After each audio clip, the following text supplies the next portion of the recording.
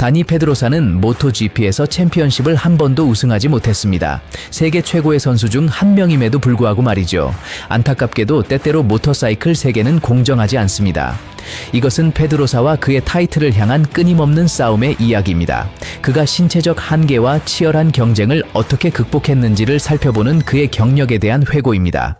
부상으로 인한 끊임없는 어려움에도 불구하고 그는 자신의 시대에서 가장 기술적이고 빠른 경쟁자 중 한 명으로 자리 잡았습니다. 26년, 31번의 승리, 112번의 포디움, 3개의 세계 타이틀. 하지만 모토GP에서는 하나도 없습니다. 다니 페드로사는 왕좌의 컵을 한 번도 들어올리지 못했습니다. 그럼에도 불구하고 그리드의 어떤 선수에게 물어보세요. 마르크 마르케즈에게, 호르헤 로렌소에게, 발렌티노 로시에게, 케이스 스토너에게 물어보세요. 모두 같은 말을 할 것입니다. 다니 페드로사는 아마도 그들이 직면한 가장 순수하고 가장 기술적이며 가장 두려운 선수였습니다. 그는 가장 공격적이지도 가장 언론에 노출되지도 상처 주는 발언을 하지도 않았다. 그는 단순히 모든 것이 흐를 때 가장 빨랐다. 어떻게 두 바퀴의 천재가 절대적인 왕관 없이 은퇴할 수 있는가? 모터사이클 세계가 불공정한가? 아니면 더 나쁜 것은 그가 이기지 못하게 한 사람이 있었던 것인가? 우리는 대문자로 된 음모에 대해 이야기하는 것이 아니라 더 미묘하고 잔인한 것에 대해 이야기하고 있다. 밀어붙이는 자를 보상하는 시스템, 예술가가 아닌 신체가 재능만큼이나 중요한 스포츠, 그리고 항상 최악의 순간에 타격을 주는 조용한 저주. 오늘 우리는 카스텔라르 델 바에스의 사무라이를 위해 한 자리를 마련할 것입니다. 페드로사가 왜 최고 카테고리에서 챔피언이 되지 못했는지 이해할 것입니다.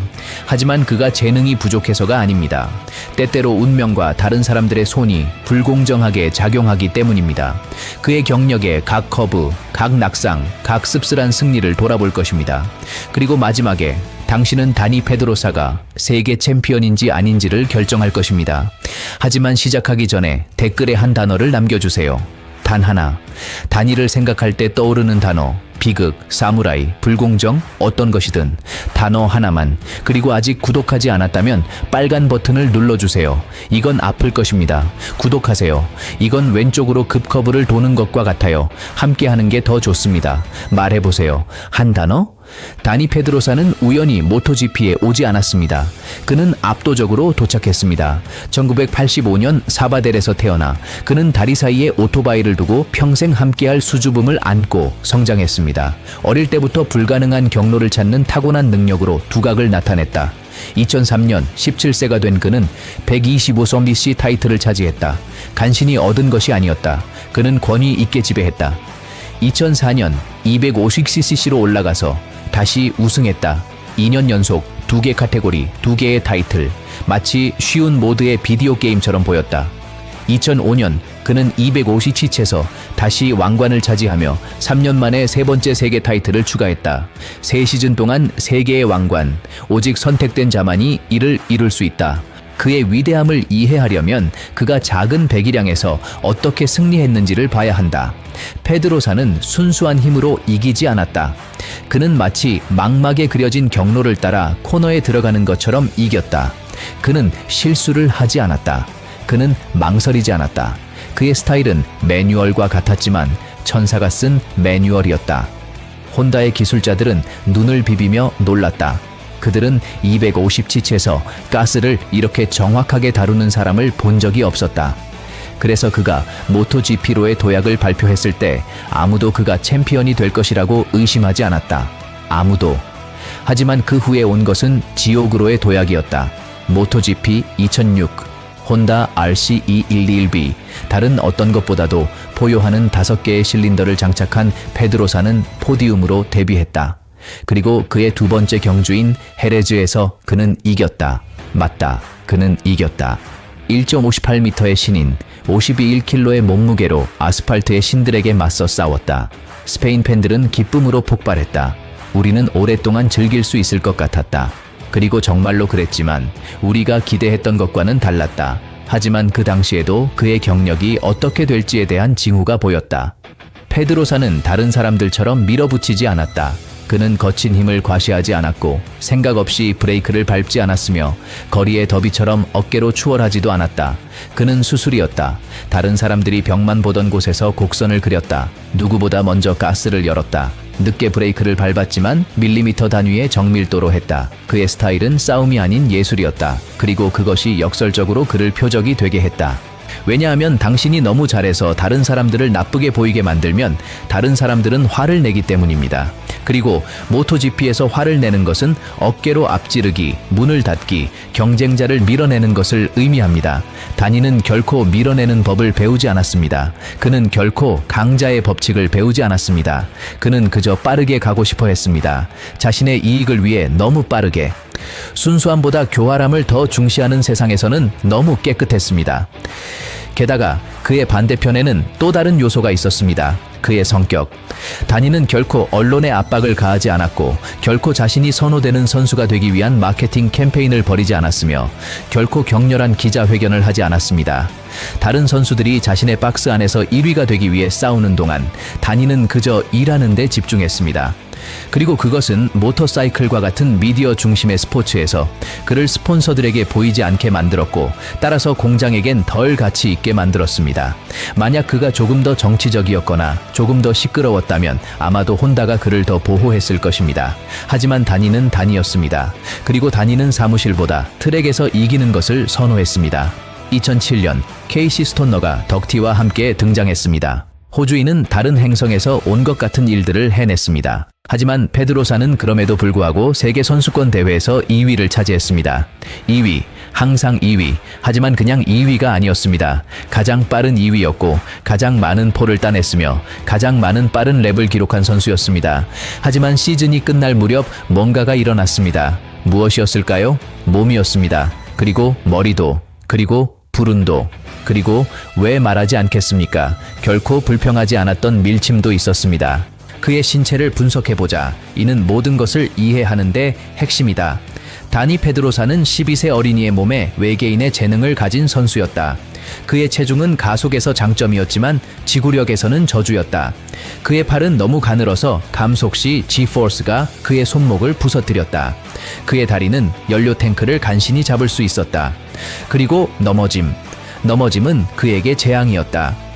일반적인 파일럿에게는 단순한 충격이었지만 다니에게는 골절, 수술, 그리고 3개월의 재활이었다. 2008년 독일에서 터무니없는 첫 번째 코너가 그가 타이틀을 놓고 싸울 기회를 앗아갔다. 그는 2개의 수근골이 부러졌다. 수술, 재활, 복귀, 또 다른 넘어짐, 그리고 또 하나. 그의 의료 기록은 응급실 메뉴처럼 보인다. 오른쪽 쇄골 골절 3번, 왼쪽 쇄골 골절 2번, 팔꿈치 전방 구획의 문제로 수술을 받아야 했던 경우, 손목의 조기 관절염, 경골 골절, 엉덩이 문제, 허리 경직, 목록이 터무니없다. 일부 파일럿은 경력 동안 한두 번 수술을 받는다. 다니는 그 수를 잃어버렸다. 하지만 가장 나쁜 것은 고통이 아니었다. 가장 나쁜 것은 순간이었다. 페드로사가 챔피언십에서 선두로 도착할 때마다 1번을 꿈꾸기 시작할 때마다 그의 몸은 그만하라고 말했다. 또는 어떤 동료가 다른 방식으로 그만하라고 말했다. 그리고 그곳이 진짜 아픈 곳이다. 왜냐하면 당신의 팀 동료들, 같은 바이크를 타는 사람들, 브랜드를 위해 점수를 더해야 하는 사람들이 당신에게 문을 닫는다면 당신은 누구와 싸우고 있습니까? 당신은 모두와 싸우고 있습니다. 여기 어두운 부분이 있습니다. 아픈 부분입니다. 몇몇은 기억하고 싶지 않지만 우리는 이야기할 것입니다. 왜냐하면 그것이 진실의 일부이기 때문입니다. 모토GP에서 혼다는 항상 프랜차이즈 선수를 두었습니다. 모든 자원, 모든 엔지니어, 모든 개선이 주위에 모이는 스타입니다. 처음에는 믹 두한, 그 다음 바렌티노 로시, 그 후 케이시 스토너, 그리고 나중에 마크 마케스였습니다. 다니 페드로사는 결코 선택받지 못했습니다. 절대. 그는 고급 조수였습니다. 바이크를 개발하고 타이어를 시험하고 겨울 훈련에서 고통받고 테스트에서 위험을 감수하며 그리고 나서 다른 사람이 이길 수 있도록 트랙에 나갔습니다. 경주가 시작되면 새로운 부품은 다른 사람에게 갔습니다. 전략은 다른 사람 주위에 설계되었습니다. 그리고 다니의 포디움과 마르크의 승리 중에서 선택해야 한다면 혼다는 항상 마르크를 선택했다. 항상. 그리고 여기 아픈 문장이 있다. 그들은 결코 그가 이기도록 허락하지 않았다. 이것은 저렴한 트위터 음모가 아니다. 이것은 매 경주, 매년 쓰여진 소외의 연대기이다. 2010년 페드로사는 세계선수권 리더로 모테기 GP에 도착한다. 그는 호르헤, 로렌소를 56점 차로 앞서고 있다. 그는 권위 있게 경주에서 승리한다. 모든 것이 통제되고 있다. 그는 최상위 카테고리에서 자신의 첫 번째 타이틀을 꿈꾼다. 하지만 두 경주 후 에스토릴에서 그의 팀 동료, 이제는 동료가 아니라 그의 처형가, 어리석은 커브에서 그를 지나치며 넘어뜨립니다. 그 동료의 이름은 맞아요. 또 다른 미래의 챔피언입니다. 다니는 쇄골이 부러집니다. 월드 챔피언십 안녕. 수술, 핀, 재활, 그리고 빈손으로 집으로 돌아갑니다. 반면 다른 사람은 축하를 하고 있습니다. 2012년 다시 타이틀을 위해 싸웁니다. 이번에는 호르헤 로렌소와의 대결입니다. 다니는 실수에서 배웠습니다. 더 강하고 더 성숙해졌습니다. 미친 듯이 경주에서 이깁니다. 그 시즌에 7승, 누구보다 많습니다. 7승. 하지만 다시 독일에서의 낙상으로 시즌이 망가집니다. 그리고 주의하세요. 그가 혼자 넘어지지 않았습니다. 알바로 바우티스타가 출발할 때 그를 들이받았습니다. 또 다른 타인의 실수, 또 다른 시즌이 망가집니다. 그가 유발하지 않은 충격으로 사라지는 또 다른 기회, 그리고 2013년에 도달합니다. 마르크 마르케스가 등장합니다. HRC의 귀여운 아이, 20세에 도착해 두려운 공격성을 가진 선수입니다. 다니는 팀 공장에서 7년을 보냈습니다. 모토GP에서 24번의 경주에서 우승했다. 그는 자연스러운 리더다. 하지만 마르크가 등장하고 첫 해에 박스에서 기준 자리를 빼앗는다. 엔지니어들의 시선은 더 이상 다니를 향하지 않는다. 개선사항은 먼저 신입에게 간다. 그러면 혼다는 무엇을 할까? 마르크를 지원한다. 당연하다. 왜냐하면 마르크는 더 젊고 더 공격적이며 더 미디어 친화적이고 더 많은 티셔츠를 판매하고 TV에 더 많이 나온다. 다니는 조용한 사무라이이다. 그리고 조용한 사무라이는 티셔츠를 판매하지 않는다. 조용한 사무라이들은 표지를 장식하지 않는다. 조용한 사무라이들은 소리 없이 물러난다.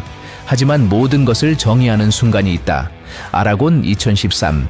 마르크와 다니가 승리를 위해 싸운다. 그들은 앞에서 혼자이다.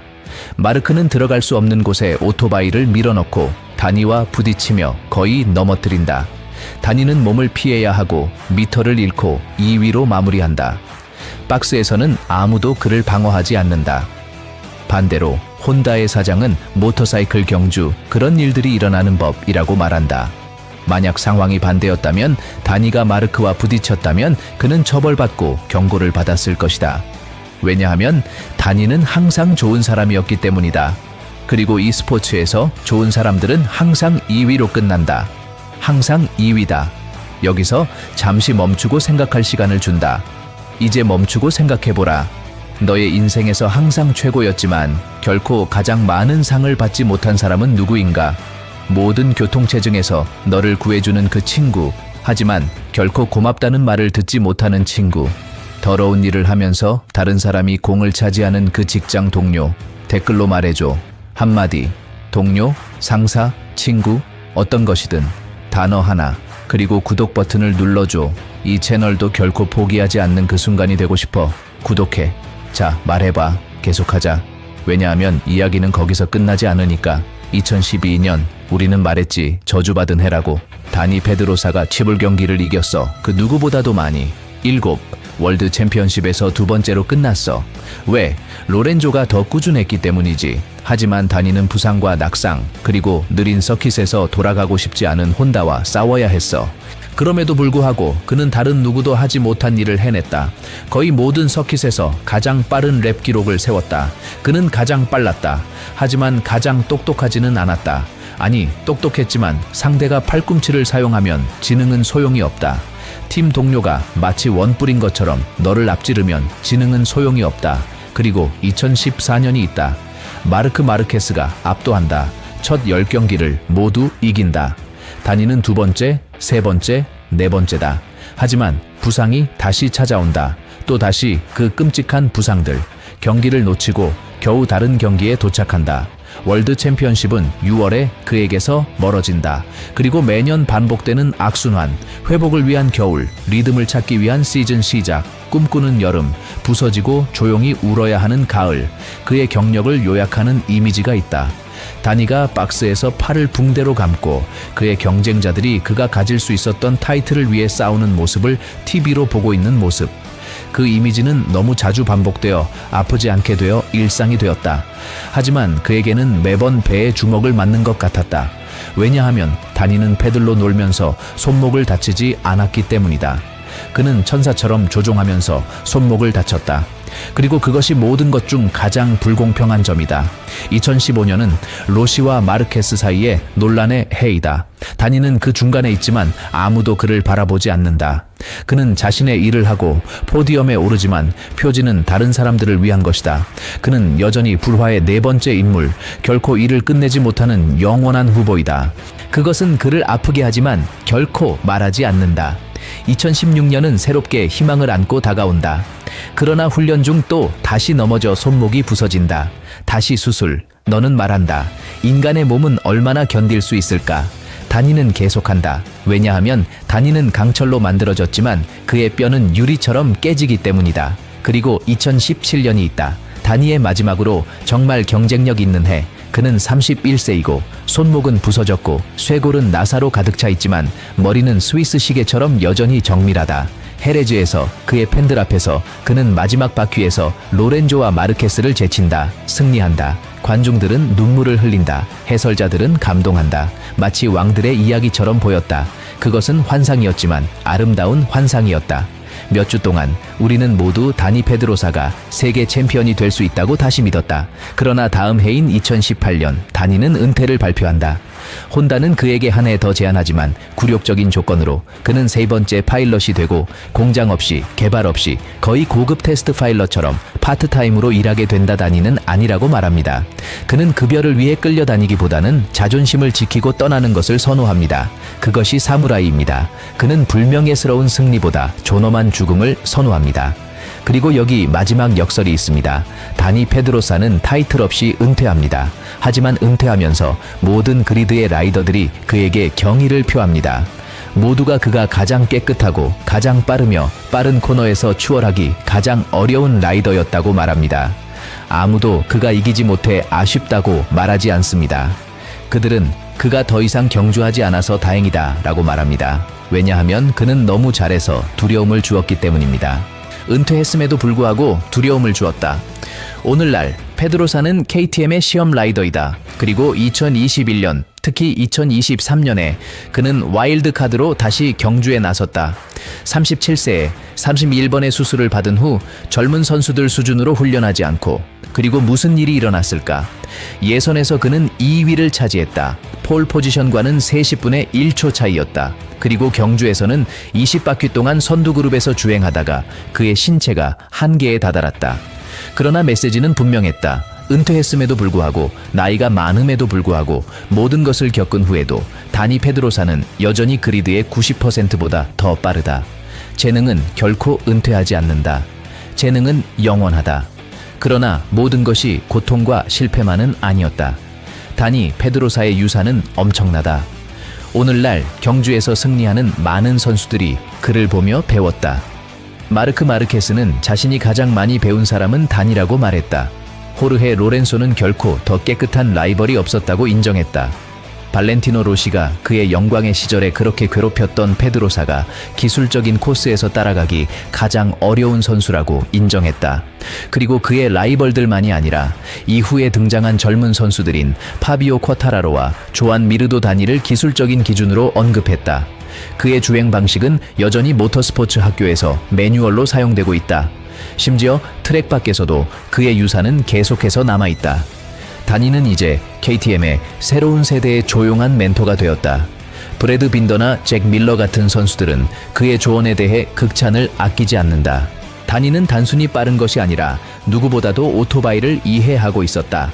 그는 각 코너마다 필요한 것, 각 타이어의 조합, 각 서스펜션 조정이 무엇인지 알고 있었다. 그 지식은 책에서 배우는 것이 아니다. 고통을 겪고 넘어지고 일어나서 다시 시도하면서 배우는 것이다. 그리고 그가 배우기 위해 고통받은 사람은 그 누구보다도 많았다. 그의 이야기가 우리에게 무엇을 가르치는가? 모터스포츠 세계는 공정하지 않다는 것이다. 타이틀을 따는 선수와 존경을 받는 선수가 있다. 다니 페드로사는 존경을 받았다. 그리고 그게 근본적으로 컵보다 더 가치 있는 것이 아닐까.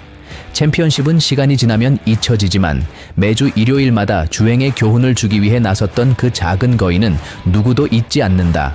누구도 그가 부러진 팔로 다른 누구보다 늦게 브레이크를 밟았던 것을 잊지 않는다. 누구도 그가 상대를 건드리지 않고 바깥쪽에서 추월했던 것을 잊지 않는다. 누구도 그가 결코 누군가를 쫓아내지 않았고 결코 항의하지 않았으며 결코 공개적으로 울지 않았던 것을 잊지 않는다. 그는 단지 이를 악물고 오토바이에 올라타서 회전했다. 그리고 계속 회전했다. 그리고 누구보다도 더 빠르게 회전했다.